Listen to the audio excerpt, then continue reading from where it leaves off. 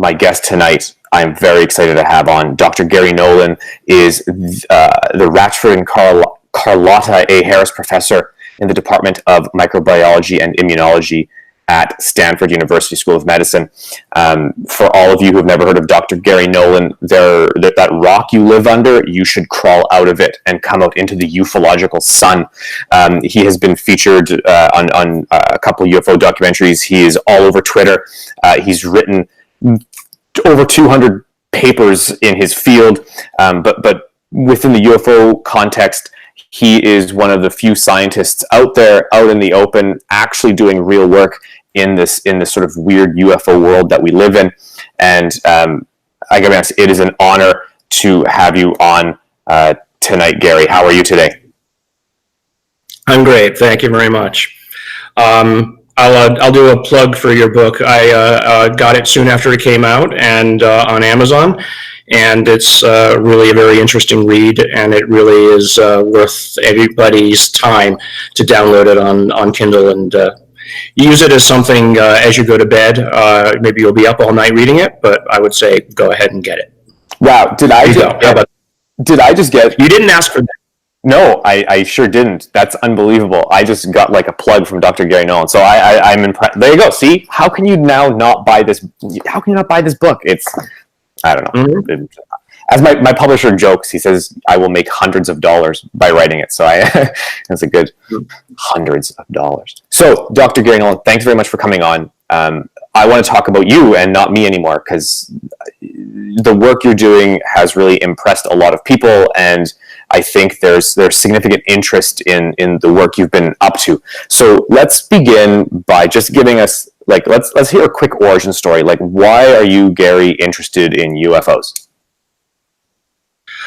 Well, I think everybody knows about the initial work with the Atacama, for which I do thank the film's makers for getting me involved in. And my interest area does go back to some experiences I had as a child, and I think I use those kinds of experiences as pivot points to understand why some people find it easy to get involved in trying to understand the phenomenon. What did I see? What was that?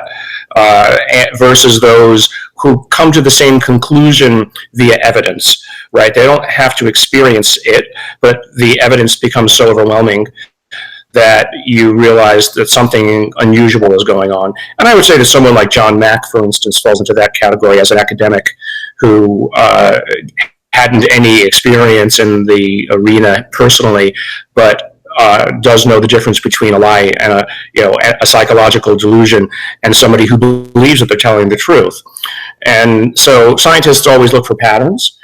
And what I started to realize as, I suppose, frankly, the internet became available, that there were more than a few people who'd had similar experiences and other people who'd investigated this, such as John Mack. And so you have to ask yourself the question, well, once you start to see a pattern in the data, why disbelieve the messenger? Right. Yeah. And so that was, I would say, if there's an origin story, that was it. And then it wasn't until later, long after the movie, that I started to become aware of other scientists who are known and unknown who have input on the area. And so when you find that subgroup, I think that's important. But I think it's also important not to look inward at only that group, but that science doesn't move forward unless you get ideas outside of your discussion group. And so that was at least my interest in taking the work that we've been doing lately and putting it out there and saying, okay, well, here's what we found. What do other people think? And not surprisingly, you get feedback. And sometimes that feedback is negative, trolling, but you do get a fair amount of positive feedback where people are offering you ideas. And that opens up, I think, the opportunity for collaboration, for friendships, for basically teaching, right? So I see it both as a teaching as well as a learning experience for me. Right. I think, there's a similarity there with sort of how I got into this as well, this idea that there's a huge collection of people who are influenced and affected and follow this. And a lot of those narratives are similar, a lot of those patterns are similar. And as someone who studies culture, I'm interested in how ideas form and how patterns form in that sense. So I can see as a scientist how you would sort of get drawn into this because, again, science is about seeking patterns in, I suppose, chaos, let's say, and trying to make sense of them. Right. Well, there's a word that's used in cancer called heterogeneity, and people talk about the heterogeneity of cancer, which they mean by that the unpredictability of it. And I have a slide usually at the beginning of one of my talks, nearly all my talks, which basically says heterogeneity is an illusion. Right, and that usually allows me to step into the mathematics of how we can basically use big data about cancer to discern patterns. And so I think, much like Jacques Vallée pointed out, the heterogeneity, the variability of people's experiences and sightings, the variety that's there, that is so, as he used the word throughout his many books, absurd, basically would lead you to believe that there is no connection between all of these things, or lead you to believe that they are more similar to us than we would imagine. And yet it's so absurd that you have to step back and say there's a pattern here that underlies all of these observations. And that, of course, leads to his control hypothesis and his statements that this is basically a kabuki theater of some sort, with the common being throughout the ages, you are not alone. And it's us to discern what that really means. Right. It's very much a human phenomenon in a sense, right? It's really up to us to provide meaning for this sort of other phenomenon, whatever it is. Right. Exactly. Right. So let's sort of, I think there's a lot of people who really want to hear about sort of the recent studies you've been doing. There's been a lot of press attention on this. I know my blog featured an article by James Iandoli concerning the caudate putamen. You appeared on Linda Moulton Howe's show to talk about it. I promise I won't bring up hybrids here, but can we get a quick recap? Can we get a quick recap of, just for the viewers who haven't heard, let's give a quick 5-minute, what is the caudate putamen, and just go. Right. So this was a group of patients that Kit Green brought to me who had experienced something. And in some cases, at least the subset of individuals in the cohort of patients, cohort basically meaning a group, had injuries. And in part of the study of the MRIs of these individuals, we discovered an area of the brain that at first we thought was damage to the brain. First we thought was basically what we call white matter disease, but upon closer inspection had the features of something that was more biological. It just looked organic and it didn't look like damage. And so as we got into it and we began to ask, okay, what's the area of the brain that this is? I mean, the synchronicity is that the individual who was actually brought in to look at it in the manner of Kit Green, he's a neurophysiologist, right? Or he's a neurologist, a forensic neurologist. So he immediately said, well, that's the caudate and putamen. And I didn't know anything about that. But what he was able to remember from his MD school days was that, well, those connections, or this area that this thing that we're seeing in these people's brains is not supposed to be there, or at least it's more overdeveloped there than you would expect from normal. And so that then led to basically a more formal study that ran with another person of his MD quality. They did basically a double-blinded study on the MRIs that we had, and then at that point we had included family members as controls, we thought. And then, lo and behold, the surprise was that this increase in connections between the head of the caudate and the putamen ended up not only being extremely biased in this group, right? But that family members, it appeared to run in family members, which leads to genetics. So to jump to sort of the end of the story, what this area of the brain is involved with is now known to be intuition, right? So this is a processing center for inputs to the frontal lobes of all your environmental inputs. You're walking across a room, you hear, you see, you know what it is that your objective is and where you want to go. Subconsciously, there's all this processing going on that's moving you across the room, and you're taking in all these inputs. All that processing, or a fair amount of that processing, is actually being accomplished, and the decisions are being made as to how to move. Right, the inputs come in from your arms and your legs. The outputs go back to your arms and your legs. So it's all knowing about, did the move I make accomplish the goal, right? And it's subsetting all of those goals. And it just turns out that that same region of the brain is also understood now to not only accomplish motor control, but is also involved in the decisions that you make, the higher order decisions you make about what you want to do, right? Where creativity resides. Right, when a master chess player is coming up with their creative move, they're not sitting there like Big Blue calculating all the possible outcomes. They see the answer. They don't really understand the underlying decision of how they came there. Right, that is being done in the basal ganglia and specifically in the caudate putamen. And so it makes sense then, in some ways, that these more highly, let's say, trained, or at least we need these people to be, in some cases, savants, and highly intelligent, and who are capable of making conclusions with sparse data, it made sense, at least from a hypothesis standpoint, that this area of the brain would be overdeveloped. So if you wanted to go look for where intuition is, right, this would be the place. And 5 years ago when we started this project, this wasn't known. We came to that conclusion, and then, with us at the same time, the medical field was catching up with far more conventional ways of looking at it. And so what had clued us in that this was important was that we had a couple of remote viewers in the cohort, and these were a couple of the STARS remote viewers, and they had it in spades, right? In fact, they were on the upper end of the curve. And so to me, if you want to think about remote viewing as something even conventional and picking up of unconscious clues in the environment, right, not paranormal clues, just unconscious cues of some sort, you need a processing center that can put it all together, right? That can put A and Z together and make two. Right. So, but then if you wanted to believe that psi or any of these other 6th, 7th, 8th senses are real, then you need a place for them. And, because at some point it is no longer paranormal, and it has to work in the meat brain that we have. The information has to get relayed there.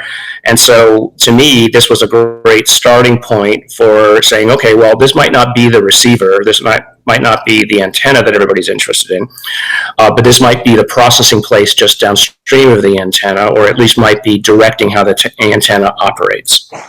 Right. So it's all hypothesis. We've proven nothing with this, right? But I like to put out credible hypotheses so that people can use them to convince their neighbors, right, or their family, right? So, for instance, Roger Penrose and Hameroff talking about consciousness residing in the microtubules and quantum fluctuations there. He had, when he proposed it, no proof. Right, he made a list of 10 or 12 possible things that had to be true if, in fact, this was the case, that consciousness was somehow residing there, or at least importantly driven by those processes. And he's proven like 8 of them so far, right, with actual experiments. So you start with hypothesis and you let others, provide feedback. So if he's right and maybe we're right, then somewhere then between the microfilaments and what I'm interested in, there must be a communication relay. So I would say that probably that will be where the information comes in, but somewhere then it has to be transferred from there to what we think of as consciousness, or at least the processing of the brain that we think of as consciousness. It's really interesting because I've been thinking about this, like, since the last time we spoke in regards to interview for the book and stuff like that. You talked about rather, we have to sort of perceive it almost as a sort of Synthasia, right? This sort of awkward processing ability that doesn't necessarily make sense. So for those who don't know, Synthasia is where senses get mixed up. So people who can smell color, for example, or when they hear music, they have an emotional response and not just sort of an auditory response or whatever.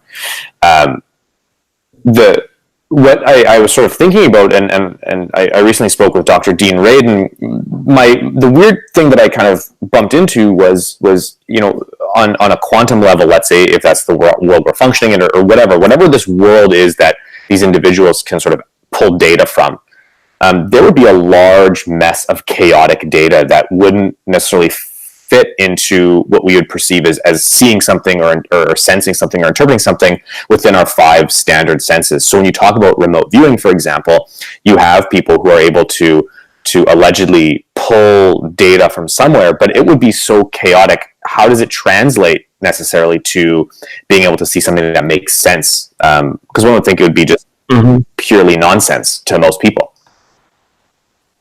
Right.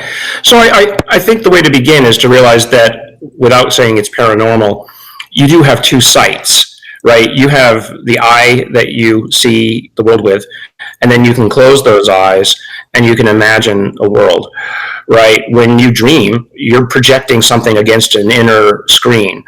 It's sufficiently similar to the screen that you see with your eyes that,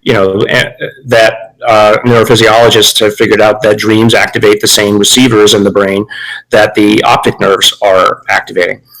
So what is that? So it had nothing to do with the input of the phons from the environment. It has to do with your mind creating patterns that then impact that inner screen.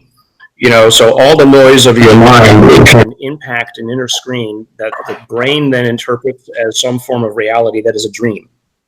Right. So that same process must be going on if remote viewing is real, right? So they're somehow accessing information that is in the substratum of reality that is flying around, and somehow you can synchronize with it, capture that information. It's probably hitting those same receptors or very similar to it. So my postulate has always been that whatever this stuff is, it is overlaying on our current senses, right? Which is why some remote viewers see feelings versus pictures versus sounds versus all 3, and it probably has to do with which aspect of their functionality of the antenna, the hypothesized antenna, where it's connected to, and again, where do all these disparate functions that operate on one side of the brain or the other, at great distances to each other, where do they all connect? In the basal ganglia and the caudate putamen. Right. And I guess this would function. Go ahead, sorry. Go ahead.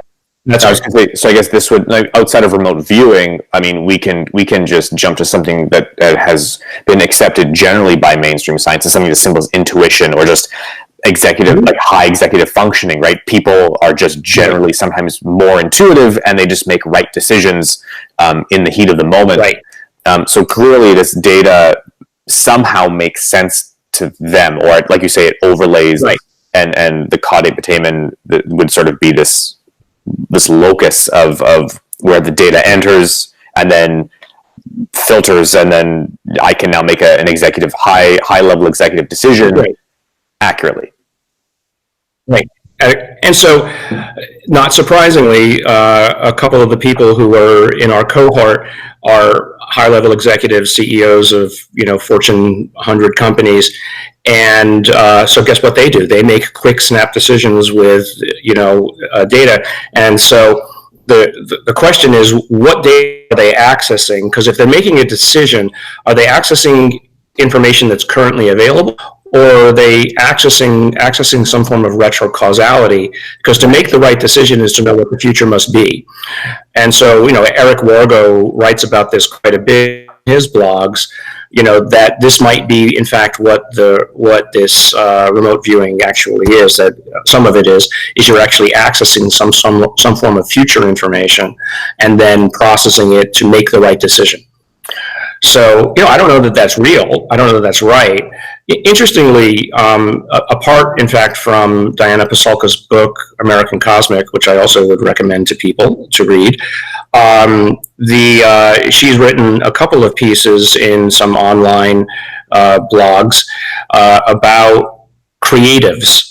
Mm-hmm. Right, and where do creative people get their information? And everything from mathematicians to scientists to artists, many of them claim they get it from outside. Right, I forget the name of the British mathematician at Oxford, now long dead, said something along the lines that the goddess Lakshmi would give me these equations directly. That's right. Right. Yeah, I actually I read that. She wrote that, I think, in the what's it called? It's the extreme science guys. What are they? There's that organization, not the SCU. Scientific exploration. Scientific exploration. It's interesting, right? Because we often talk about like a gut feeling, right? Something's going to happen, or when you're coming up with an idea. Even in the process of writing a blog post or writing a book, you can't find the words, and then all of a sudden, you have that gut feeling, and sure enough, there it is. And then, I can obviously speak to that. I mean, you can step away from all the discussion of the paranormal, mm-hmm. and just say, all right, well, look, intuition, maybe it is a mathematical concept and it's purely processing, and it's purely the architecture of the brain, and it's the everything in the here and now, and it exists only in your head, and there's no outside information whatsoever. That's interesting, right? The processing is interesting. The fact now that we found this function in families is interesting. And since this work got sort of some view publicly, I've been contacted by a couple of drug companies who are like, well, gee, maybe we can make smart pills, right? Maybe we can help people, right? Maybe we can help people who have problems, right? Certain kinds of autistics. Now, the fascinating things were that if you map where certain kinds of autisms occur, and where are the dysfunctions or the things that are seen broken in the brain, guess what? They're going to call it apetainment. When you look at schizophrenics, guess what? Where do you see wrong connections? Or at least this was one neurophysiologist who reached out to me and said, well, we see this in schizophrenics, people who see things. And maybe some of the people who see things aren't seeing things. They just don't know how to deal with it. Right. And so they're the ones who end up, seeking help. This leads to a sort of a series of questions that have been asked. So do you mind if I jump to some audience questions here? Please. So I've had a few people message me previous to this, and one popped up in the chat in regards to, I guess the first question would be, is this caudate putamen, the potential of this, let's say, ability, is this something that all individuals have the potential of having, or is this a specific subset of the population? So is this a specialized sort of, let's say, ability or feature of the brain, or is it in everyone's brain, and through practice or through pills, someone can increase performance? So right. So I understand. So let's go back to actually some real data.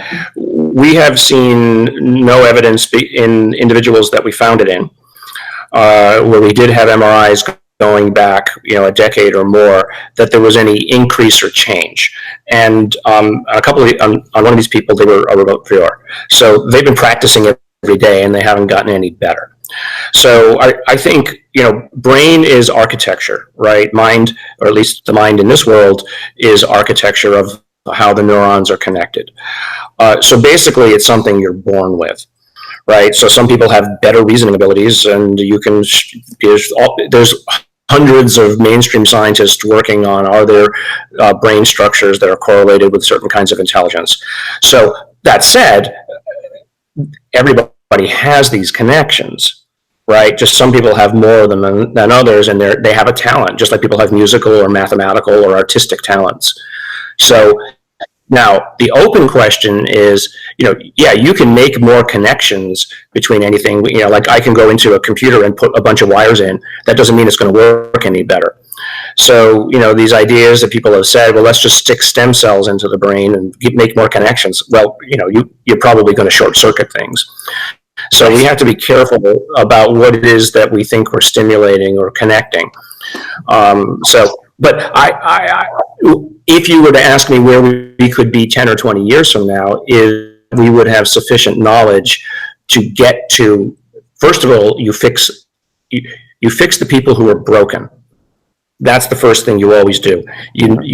And then from there, you learn a lot, and then you start tinkering, right, to see if you can make them better. Because tinkering will lead to eugenics, and eugenics leads to the CRISPR baby in China, and that is not where we want to go until we're really ready that we think this is what we want to do. Right. That was sort of leading to my next question in regards, I use the novel Brave New World as an example. Is there a potential that you're going to have a subset of the population that's all going to be alphas with high executive functioning ability, and all the perks that come with that? I mean, generally people who have the ability to function well, have high intuition, generally earn more money.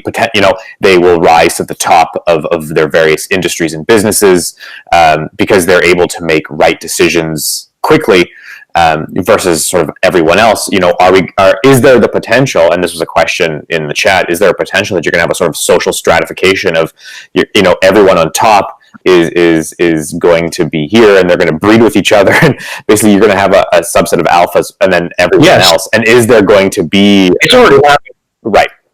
Rich people marry rich people. It's already happening. Yeah. I mean, you didn't need kitten mice research to see that it's already happening. Smart people seek out other smart people, or they seek out pretty people. Right. Right. So we're going to have a lot of smart, pretty people maybe in the long run. Is that a good thing or a bad thing? I'm certainly not going to comment on that, because I think that I always think that a good social structure requires all different inputs and different types to adapt to a changing future. So, but the fascinating thing that we saw was that in 100 normal MRIs that we pulled from just a standard hospital database, we didn't see the feature, right? And yet in our cohort, we had like 50 or 60. Right, and then when we looked at the families and we looked at the spouse as a control, the spouse, we found 3 husband-wife pairs who had it. Well, statistically, that just doesn't happen unless there's an attraction. So you could just say that intuitive people are looking for intuitive, smart people, right? Or if you're intuitive, you figure out this person is going to be a success. You see the hallmarks of success in this person, and you say, I'm going to marry them. Right. It's almost like a contemporary evolutionary process, right? We've been evolving for a long time. Certain skill sets succeed and certain skill sets don't, and certain traits succeed and certain traits don't. And they just simply, those that don't simply die off, and what survives. Right. So it's like a modern cultural, social evolution of intelligent people. There's all kinds of discussion that I'm not even going to go near, because it just starts to get into what's better than something else. But the frank fact is, unless you're willing in a very Malthusian sense to allow the population to expand infinitely, society is going to make a choice as to who breeds and who doesn't, and who's successful and who isn't. And we deal with that in social strife every day, right? I mean, it's in all the newspapers. Inequality. Well, the people who are unequal are they're not going to be necessarily the future. Mm-hmm. Interesting. It's very difficult, and I don't know what the answer is. No, and I'm not sure if listen, this show deals with intelligent discussion, but I'm not sure if I'm that intelligent to deal with it right now. This is another conversation and another time. I want to circle to another question here. That the question has to do with mitochondrial DNA. So I guess this certain subset of the population has a sort of specific DNA structure. At least this is what the question sort of is worded as. So forgive me if I'm screwing something up here, both to the audience member and to you. It said before that some experiencers may have slightly unique mitochondrial DNA. And one, is this true? And two, have you been able to determine when sort of this sort of specific genetic offshoot began, where it diverged? Do we have a sort of historical place within the human evolutionary system that we can identify? So, I mean, let's just talk a little bit about what you mean the mitochondria are. I mean, they're basically bacteria that invaded eukaryotic cells millennia, hundreds of millions of years ago. And they're energy factories. I wouldn't think of them as having to do with what we're talking about today, except that efficient energy production and knowing when to provide that energy are an important part of any cellular function or any bodily function, organ function. So the reason why mitochondria are used as genetic markers is because there's dozens of them per cell, in some cases hundreds per cell. And so there's just a lot of material there to study. It's much more easy to isolate them. They're useful as genetic markers because they don't also recombine with other DNA, right? They just get passed down mother to child, right? And males don't transmit mitochondrial DNA. They just get their mitochondria from their mothers. So I think that mitochondria are overemphasized in these kinds of studies. I think the answer is in what we call the genomic DNA. They're just useful markers. They do tell you that, and we had this conversation about John Burroughs on Linda and John's show, and it did tell us that John was unique, and that his wife at the time had a unique pattern that just wasn't seen in other, so the chances of two uniques coming together is just the same thing as with the caudate putamen that we're seeing. The chance of unique people who are at low incidence in the population randomly finding each other means that there's another kind of driving force. It doesn't mean, again, paranormal. It just means there's another driving force that then has to be explained. Right. So to more generally answer that person's question, there's going to be a genetic marker of this caudate putamen connection. There are multiple. It's anything to do with something as complex as making the function of something complex is going to have multiple inputs, and so there's going to be many genes associated, all need to work in concert with each other. But what's interesting is that we do have a couple of cases of one parent having it and then one or more of the children having it. So it's not so rare, or you don't need so many genes to come together in the right way to transmit the function. So, it's not going to be one gene, I'd be surprised. It's going to be a bunch of them, but they do seem to co-transmit, say.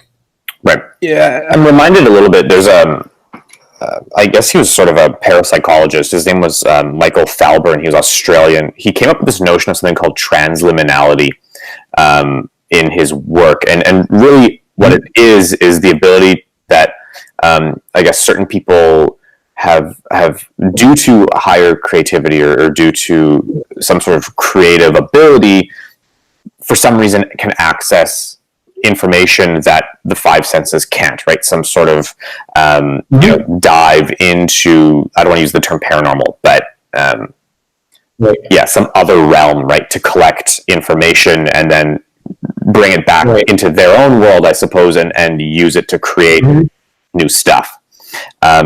So do you think that there's a potential, and again, this is pure speculation on your end, but do you think there's a potential that this caudate putamen, this whole genetic system, ties to this notion that people can somehow access this other realm? In ancient times, we had shamans who were sort of this bridge, right, between our world and the world of the gods. Are we kind of dealing with just a modern, or at least a modern iteration of this, let's say, and a modern now the ability to understand how perhaps some shamanistic practices, how transliminality works? I'm not sure. Right. Yeah. Well, I mean, I understand what you're saying. So, I mean, when you use your natural senses to see somebody, that's quantum waves hitting receptors in your brain. So it is all quantum. Our perception on how we put things together are just a neat brain version to explain a pretty complex field structures, right?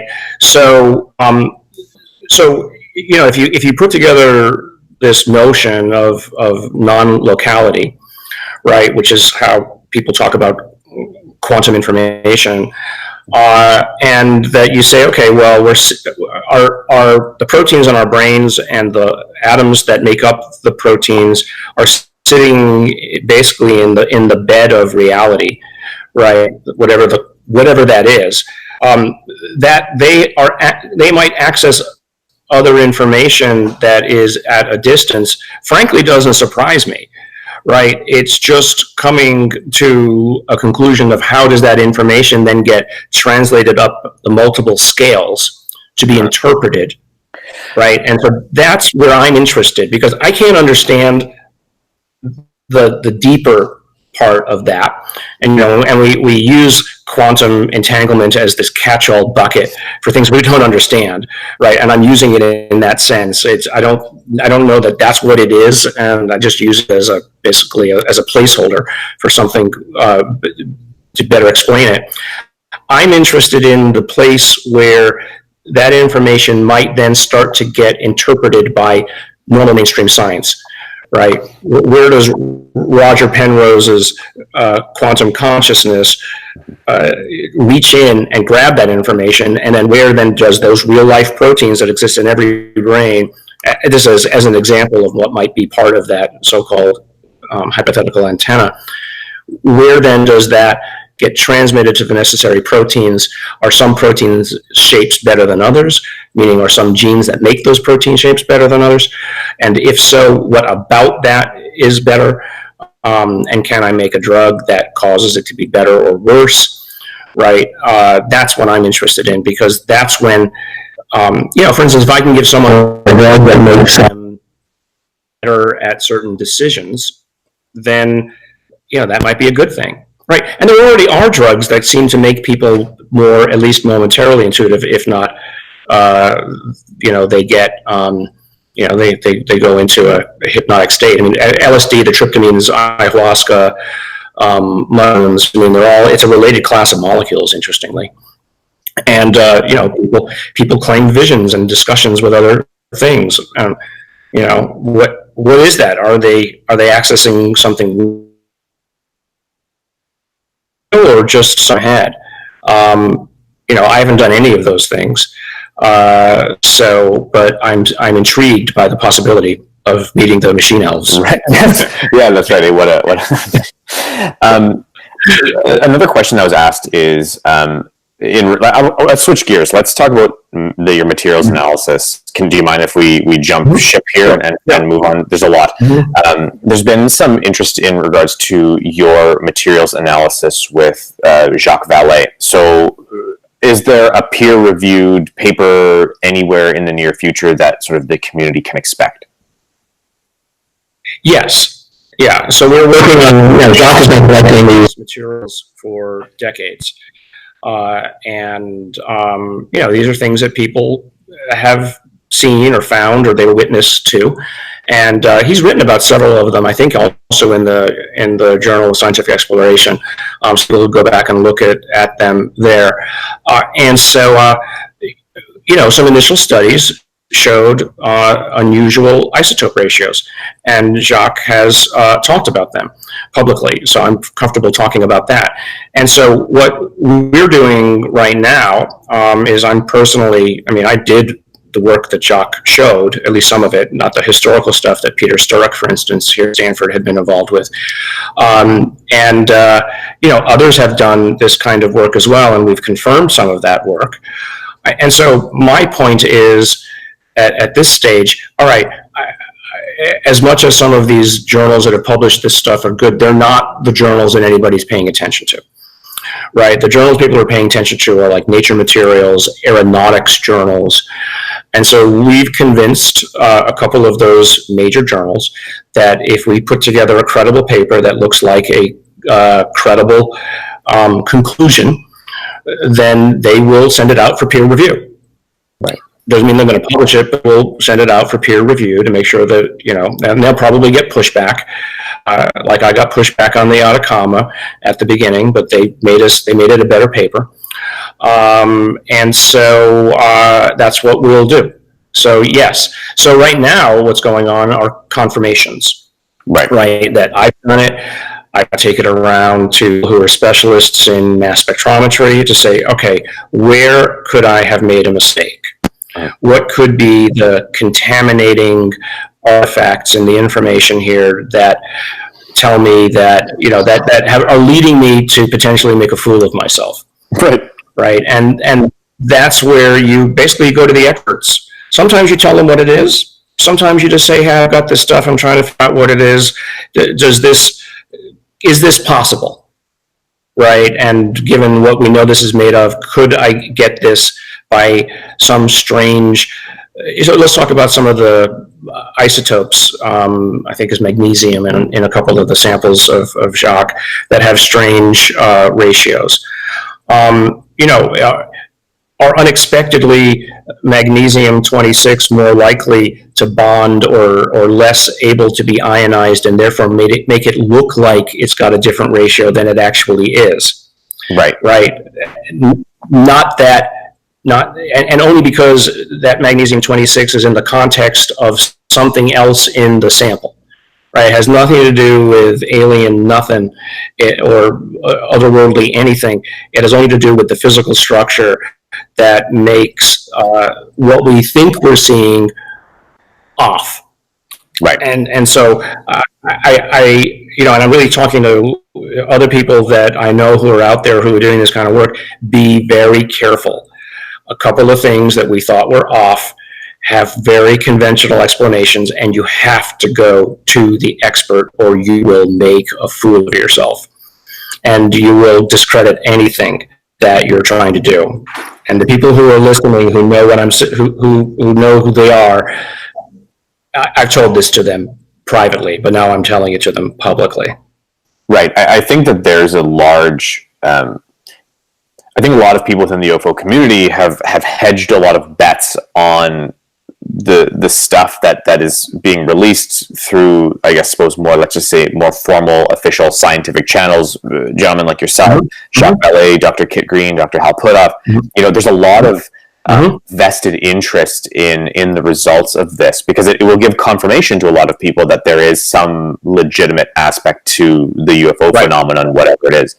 But I think there's also the desire to have this information immediately as fast as possible without it going through proper steps, peer review, going through panels, research facilities that are arm's length away.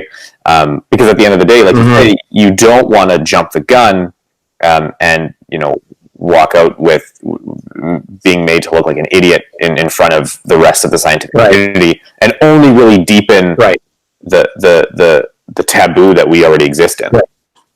Right. And so, look, well, for instance, that's why I felt comfortable at that symposium on space genetics at Harvard Medical School to talk about the caudate putamen work, because I felt that I'd gotten it to a point that, independent of peer review, it was an actual material difference that I could show on an MRI and point to and say, there it is. Right? I don't know what it is. There it is.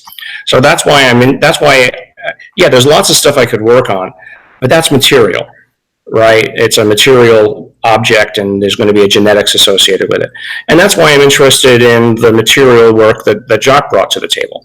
It's because of all the many things that can be done, that is reproducible. We can cut those samples up into as many pieces as Jacques would tolerate, and send it around to people in laboratories to confirm it. And so we've done that, right? And so we're getting those validations, and we're checking with the necessary experts, and then we'll write up a simple paper that will make no claims to anything other than the fact of here's the composition of this stuff and here's the story of how it was found. End of story. Right. And but the hanging question there is, all right, how did it get made? Right, because people don't play with isotope ratios easily, right? Ask yourself the question: what is it that people do with isotope ratios right now? What do we modify isotopes for?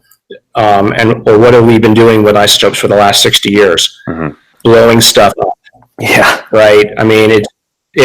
That's what we do with it, right? And threaten other people with our isotope ratios, right? Uranium and plutonium. Right, so, or we use it in medical imaging, or we use it for cancer, right, where we can take something which will kill. Again, it's either used for imaging or for killing, right? Even killing inside of the body, specifically cancer cells. So, chemistry and physics have not caught up with why might you use titanium, X versus titanium X plus 1 neutron, right? What is different about that? Or what's different about the magnesium ratios, the magnesium in the sample that I know Hal has, and I have a sample of, it was given to me by Leslie. And so why would somebody do that, right? Because the cost to change isotope ratios is considerable. Right, and especially if the provenance of some of these materials, which date back decades, when the ability to make those changes was so costly, why would you take a big chunk of it and throw it out in the desert?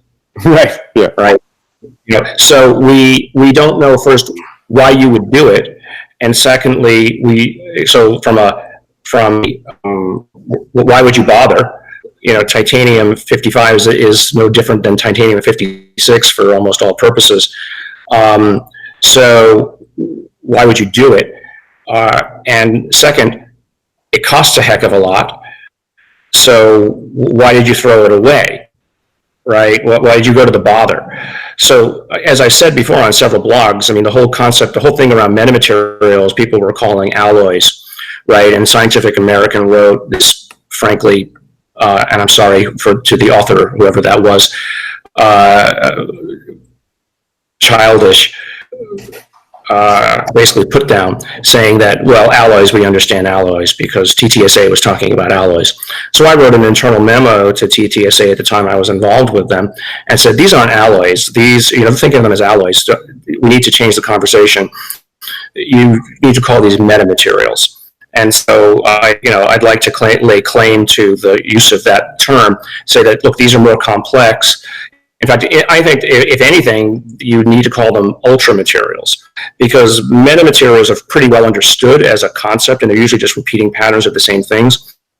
But imagine, though, that there's some specific electronic occurrence or capability of when you put certain things in one local area, then you put another set in another local area, a different set in another local area. Those aren't metamaterials anymore. That's basically atomic architecture, right? So you look at it this way: humans work with 80 stable elements.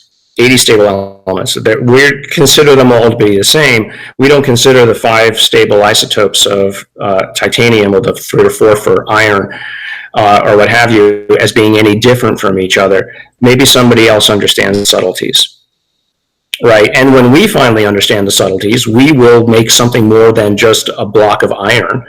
We will find that iron X plus this plus that plus aluminum makes a better space hull craft. Right. And people already know that. Aluminum, go look up aluminum. There's probably there's a whole industry around how to organize the atoms in aluminum in just the right way, with just the right dopants to cause the structure of them to be such that you get a stronger material than just a lump of, tinfoil. Right, and I think when it comes to, again, on a cultural level, skeptics of these studies and skeptics of these claims are going to kind of revert to this idea of, but you haven't proven that it's alien, or you haven't proven that it's interdimensional, or you haven't proven that it's this, right? And I think that's a key thing. And I mean, today's or yesterday's recent announcement with this whole Navy UFO program that we were talking about just before the show started.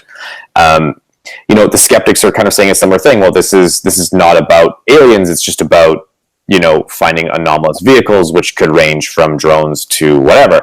And that's a fair point, right? I mean, at the end of the day, it's going to be very difficult to prove something is alien based purely on its isotopic, based upon the isotopic information. But again, maybe that's not really the answer here, right? Yeah, no, for me, the answer is not. So I'm going to get back to being very practical again. Sure. With some of these things that one has, you can get this material, and you can say, okay, well, the isotope ratios are different. Well, I don't know how somebody did it, or I don't know why they did it. But let's ask the question: what would you do with that? What's possible when you do something like that? Right. when you take steel and you mix in, or you take iron and you put in, can't remember what the alloy is. You put in copper, was it? Carbon. Suddenly you put carbon in with iron and you make steel, right? It has a whole different set of properties. So you would then take the information that you have, and you'd go to the right materials analysis groups that are working on the structure of strange materials, which they're making. They're not strange because they're from outer space. They're strange because they're trying to design something with a new ability. And you sit down with those people and you say, well, if I had this, what could be different, or how would I measure the subtle differences in the physical properties of a material like this, right? So what we're basically doing is the groundwork to say, well, what is it? And then we take it to somebody who really knows what to do with it, and you say, what could this possibly be used for? And then you hope that they have the tools available to take a next step with it. Mm-hmm. So I took some of the materials for Jacques to some people at Stanford, and said, well, here's this stuff. And like, wow, that's interesting. And then you tell them a little bit about it. Well, I have this or that instrument. I'll go back and I'll get back to you, and I'll tell you something about this, that, the other of it, and whether we've seen this in any aeronautics industry materials before. And if they come back and tell me, yeah, this is something from Pratt & Whitney circa 1955, I'm like, thank you. Now I can go do something else. Right. If they come back and they say, we don't know what it is, that doesn't tell me that it came from a UFO. That just tells me I've got more work to do. Right. But I want to use this information to make things. That's always been my MO.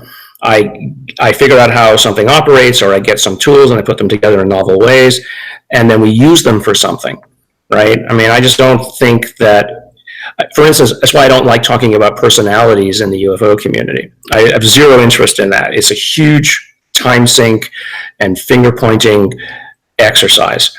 You either collect history like Richard Dolan does beautiful work on that. You collect and you write history so that people remember what it is that happened. You maybe add your overlay of interpretation to it, which is fun and what makes his books interesting and fun to read. Or you just collect data until some point somebody smart enough can put it all together and use it. Right. We have these conversations, Hal and Kit and I and Jacques had conversations. Maybe these things are just being left as gifts. They're kind of like breadcrumb trails to say, okay, monkeys, here's something, you figure out what it is. We're not going to tell you what to do with it, but when you finally are smart enough to figure it out, we've given you some of the pieces, right? We're laying out for you a puzzle, right? We do this with monkeys and parrots and rats and everything. We basically put stuff in their cages and see what they can figure out. So are you saying that all the finger pointing and the bile spitting that occurs within the UFO community is a waste of time? Of course, yeah. But I see so many. 90% of the 90% of the whole discourse. It's fun, but I mean, it's like Housewives of Atlanta, right? I mean, they should. I mean, everybody's screaming at each other, and and I just don't find that engaging. Right. So that's why I never go to faculty meetings at Stanford. It's like our faculty meetings are just old fights. I'm just not going to show up. It's just kind of ufological history repeating a little bit. Yeah, right. And so I think that the more people that, the less emotions that they'll have around the thing, and then maybe they sit down and think, well, how can I actually contribute? Right? How can I do something that is not just people nagging each other? Right. Wow. I mean, that to me and that's where I want to spend my time. I mean, I'm 58. I've done a lot in my field. I'm still doing some fun things, but I want, in this area, I got lucky that, Jacques, Kit, and Colin Kelleher showed up basically all within the same. It was coordinated, I found out later. And they wanted to, talk about this area. Like, who's this guy who, was in this film? And by the way, he interestingly has the techniques and technologies for studying some of our injury patients, right, from the ATIP program. Right. And that's basically how it started. So I got lucky, and I Jacques and Kid especially, and Hal and Eric as close friends and mentors in this area. Sitting around at meetings with them and listening to the history of their discussion is like, Jesus, I'm a baby. I know nothing about the history here, because the history is important, because it does context what you want to do and how to position the future. And so that's what, Jacques and I have many conversations about this, of how are we going to get this information out correctly? Do we want to use, do you want to do it in a way that's just like it's been done before? Or do you want to do something different? And, Jacques and I want to take a very scientific approach to it. And, unfortunately for many audience members, it's not fast enough. And I wish it were fast, but, that my cancer work is not fast.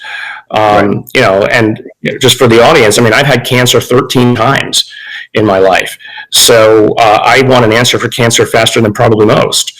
But I also know that it takes cautious, careful work to accomplish the goal. And when you do it that way, boy, the outcomes can be marvelous. Right. And I think, belief and the desire to believe in something really drives, and is a very potent driving force for some people. So I think for a lot of individuals in the UFO community, they do believe, or they have bought in, so they need payback, right? They need something to show for their buy-in.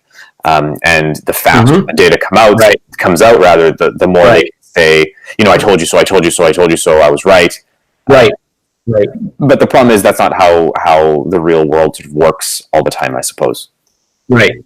But I mean, just look at the difference of what's happened. I mean, and TTSA has done a marvelous job for all of the finger pointing and yelling and screaming about what they might or might not do.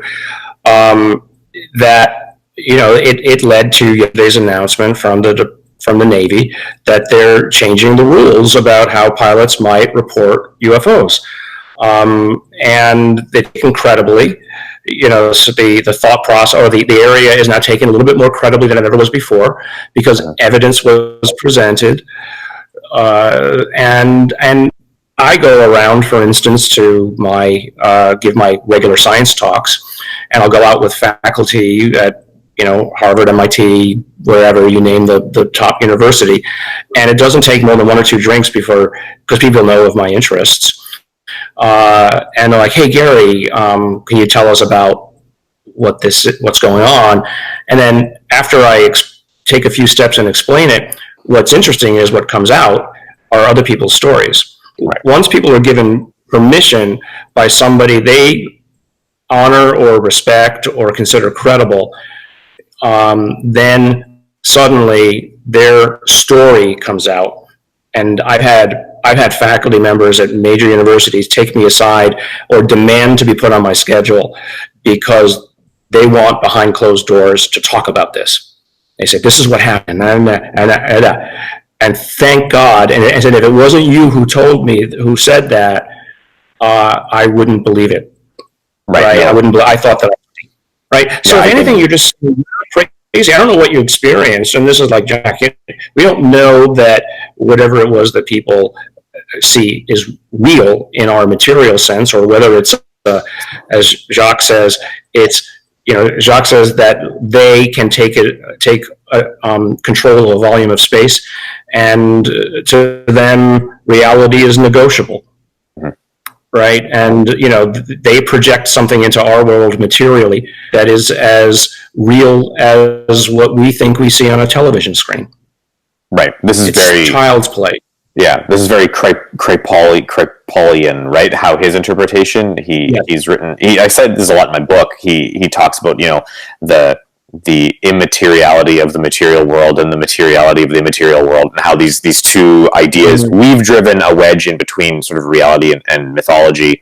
Right. But really, we might be dealing with one sort of complex system, and whatever the phenomenon is, it's using that system to manifest itself. So, you're not necessarily seeing like the Mothman, for example, as a biological entity, but that's how it's simply choosing to manifest, and it can still physically like reach out and touch you, but it's not necessarily a flying winged man. Right. I mean, again, if I hadn't had the experiences that I had, I would not. But they happened so long ago, and between them and the work that I decided to start doing again was a span of 40-ish years, right? So I had experienced but forgotten, right? And so that's an important element of that for me. So in a way, it's a nice conclusion. It's right now I'm at the peak of my science career, for me at least. And it's nice to get a slightly satisfactory conclusion to what it was that happened to me. And I think that's what a lot of people are searching for. And so, come along for the ride. There's a lot of people who are trying to help give them that conclusion. I think you're right. I think there is. I've experienced this myself. It just, my wife and I will sometimes go to parties, and she'll just randomly drop that I wrote a book about UFOs and then leave me, and I'll be surrounded by 30-some people, and they'll be like, "Oh, that's weird," and then suddenly.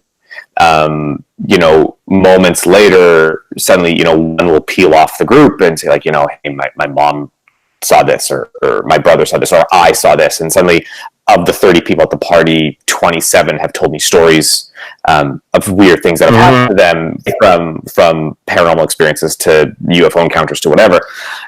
So I think, and Mark O'Connell said this on the show a few weeks ago, there's this sort of silent majority of people who have had experiences, we just don't hear about them. But if we actually collected all of them and put them all into a room together, you would have like a massive segment of the population with some sort of experience. So it's one of those weird secrets that everyone has, but no one talks about, right? Yes. Yeah. Yes. So, no, I agree. And I so for instance, I was lucky enough to be invited to a party by a wealthy donor to my lab. And there were a lot of people around the table who people would know the names of, and I won't repeat it here. Right. And right in the middle of the dinner, as it was going, everybody's surrounded by a large table. The donor says, "Hey, Garry, I want you to talk about this." Right. So I didn't realize that he'd invited me primarily so that I could be the evening's entertainment. I would say, yeah. And I was literally mid like, fork to mouth when that happened. And so I spoke a little bit about the materials analysis and the things that I'd say. And, that actually led to some interesting friendships that are leading to more conventional company startups, because one of the people on the table was an investment banker or an investment guy, and he had some of the best questions of the group. And then we hit it off.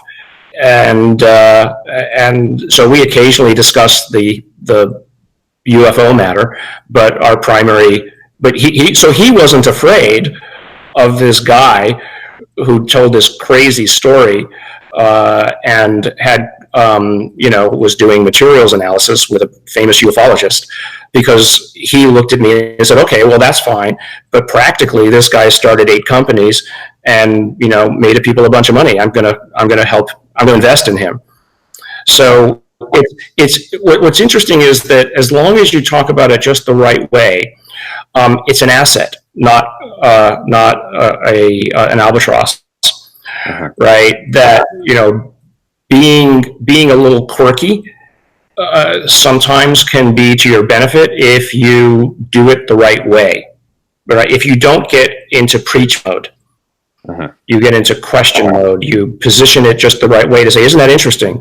Well, I had one scientist once at a meeting who's a big guy at the National Institutes of Health, and he had been in a lab that I had been. I'd worked with this Nobel Prize winner, David Baltimore, and we were at a conference in Colorado, and I was talking to him at the bar, and he goes, "I heard you're doing this. You're crazy. You're going to ruin your career."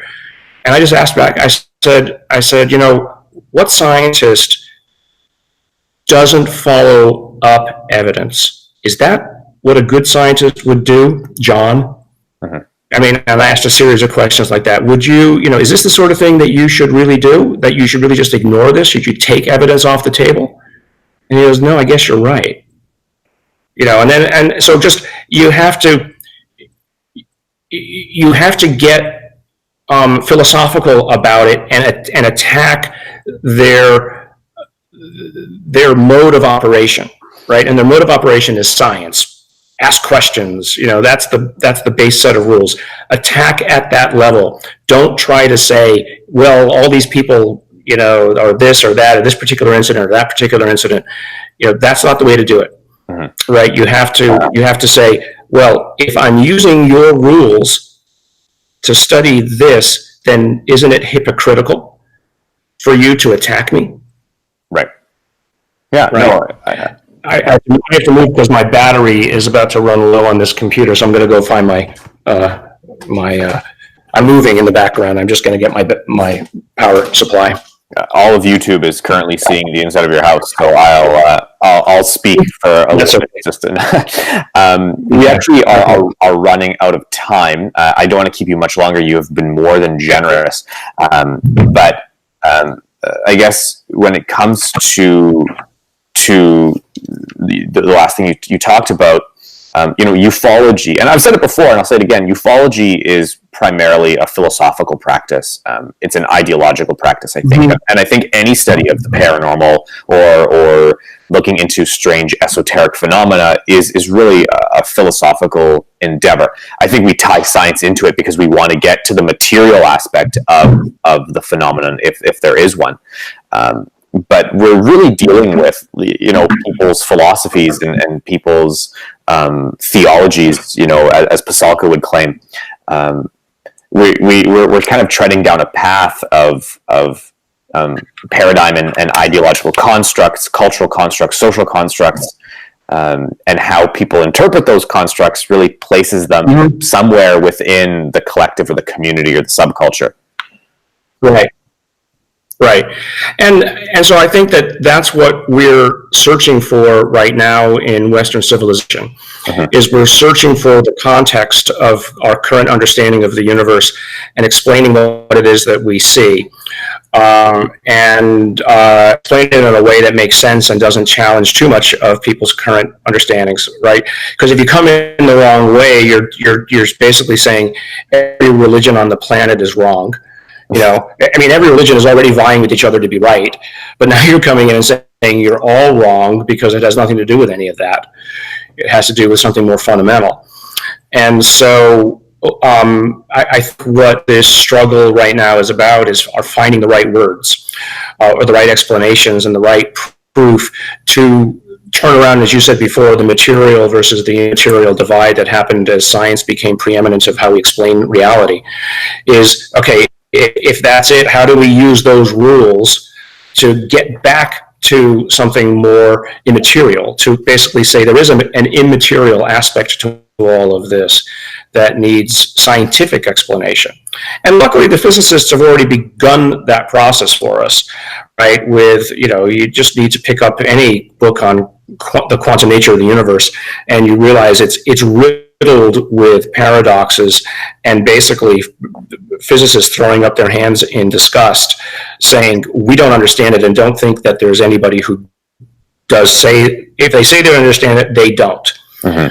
So there's something more fundamental here that is at work, that leads to everything from the reality is a holographic projection. We're in somebody else's complicated computer, versus that just there's layers of reality or something, all the stuff everybody talks about, and it basically becomes spiritual discussion very quickly.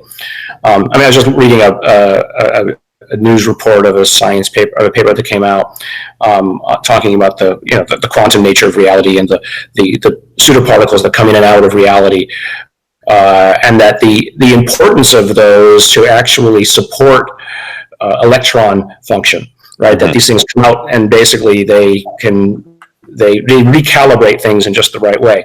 So you look at that and you go, okay, well, if somebody designed all of this, if God designed all of this, that's just frigging amazing. But that means that something sits outside that's even more complicated, and we're just a box on somebody's shelf, right? Metaphorically speaking.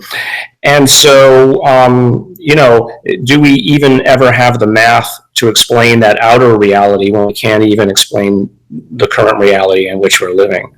Right. I mean, we've really gone down this, like you and I have gone down this strange path in the last hour, and it kind of begs a big question, right?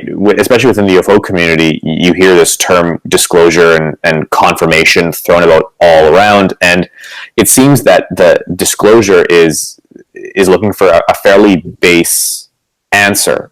It's not really looking for the right answer, or it's not even looking at the right question. Because ultimately, if we are going to go down this road of a quantum system, which leaves almost science behind and enters into philosophy and theology, because science just can't start answering those questions because they don't have the tools, the technology, or the math or understanding. Disclosure almost then seems like paradox, trivial, and paradoxically silly, right? Because who cares? Because really, you're just now scratching at a surface. Really, there's something much deeper than that you're not looking for. Well, I try to tell people who are frustrated about this, I said, look, you need to stop waiting for somebody else to give you permission to know what you know, right? I mean, it's very, I hate the term, but it's very patriarchal, right? That we're waiting for the government to give us permission to know something we already believe, right? Right. And so once I had reached that, I'm not looking for anybody. I know what I know, right? I don't need anybody else to give me permission. And so maybe evolution is one of two things. You either realize what reality is because you experienced something strange, or you've seen enough people, or you trust the stories of other people enough to put it together, right? Everybody else can just sit in the cave while the rest of us walk out onto the savannah and into the future. That's the way I look at it. You know what? You guys stay where you are. I'm not here to convince you. I've told you what I think. I've got other stuff to do. Right. And I've lived my life that way. Right. And I think that the sooner people do that, the more calm they will be about what disclosure means. I mean, if they feel strong enough about something that they feel that they have to get on a pedestal or a soapbox to talk about it, that's one thing. But don't expect people are going to believe that, right? You shouldn't believe something just because other people believe it, right? Your belief in it shouldn't depend upon whether other people agree with you. You can ask them to challenge your logic, but if you already come to the right conclusion and they don't have a better challenge, then it's not your place to convince them. That's at least the way I think about it. And I think it's a nice way to do because it frees you. Yeah, I think Garry, you have ended this with like the perfect idea, and I think we should leave it here. Like I said, you've been more than generous with your time, and I really appreciate you coming on the show and having this conversation with me, and for the rest of the audience. Let's conclude. What is next for Garry Nolan? What is the next big step forward? Well, as I said, it's confirming these results. We've looped in either on the cardiac attainment side or with Jacques, for the public information that he's already talked about. We've looped in other experts who are sufficiently intrigued, or some we're just paying. We're paying outside research organizations to do something. They have no idea what it is that we've sent them, and we're saying just give us back the results. Right, and that's the sort of thing you want to do, because that's what goes into a research paper that validates that you didn't use your internal biases to come to the conclusions that you did, that you actually got objective results. Right. So as Hal put up says, you're rolling the ball forward. Yes, it's slow. It's not as fast as they ever want it to be, and Jacques' been working on this for his whole life. And Hal. So let's hope that we can conclude something as a capstone to their careers. That would be unbelievable. That'd be actually epic. Garry, thank you very much. I'm just going to finish up the show, and we can sort of touch base a little after, if you don't mind. So I'm just going to mute your mic. Yeah, no problem. Thank you very much, and ladies and gentlemen, I hope you've enjoyed tonight's guest and tonight's interview. I have to be honest, this has been definitely eye-opening, and I think for a lot of people in the UFO community, to have sort of discourse with some of the, let's just say, the movers and the shakers within the community, this is a rare opportunity. So I obviously want to say thank you to Dr. Garry Nolan for coming on the show. Future. New technology. Declassified the information. Released to the public. Full disclosure. We're briefed for the record. Experimental aircraft. Disruptive technology. Oh my gosh. We need reliable intelligence. State Department, Pentagon, and CIA. Worldwide surveillance. Supersonic flight. Electronic phenomenon. Heat signatures. Oh God. What is it this time? Another UFO?